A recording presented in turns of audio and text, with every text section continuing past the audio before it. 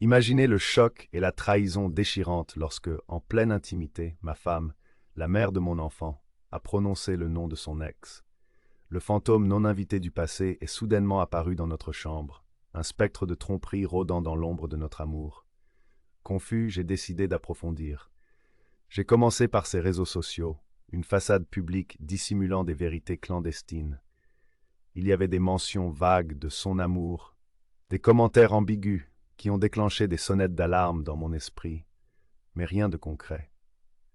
Puis je me suis tourné vers les relevés téléphoniques, un registre de trahison, révélant un schéma d'appel régulier vers lui. La pièce finale était son téléphone, déverrouillé pendant qu'elle dormait, le code un secret qu'elle m'avait autrefois partagé.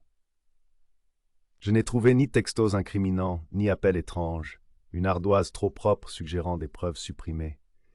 Mais là, cachées dans les ombres numériques, se trouvaient les applications secrètes, Snapchat et Kik, symboles anodins de la tromperie, et à l'intérieur, leurs conversations, leurs photos, un témoignage vivant de leur trahison, capturé et stocké sur mon propre appareil comme preuve indéniable.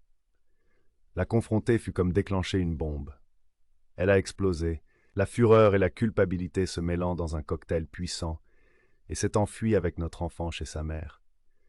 La femme que j'aimais était désormais une étrangère, un mirage de confiance brisé par ses actions.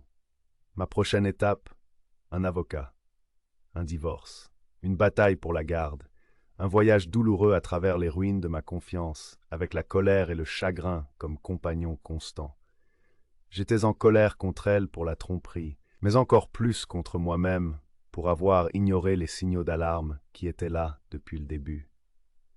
Les conversations et les photos que j'ai trouvées n'étaient pas de simples discussions amicales. Elles étaient la preuve d'une liaison en cours. L'innocence de leur relation passée était entachée par les images explicites qu'ils échangeaient, y compris des nus.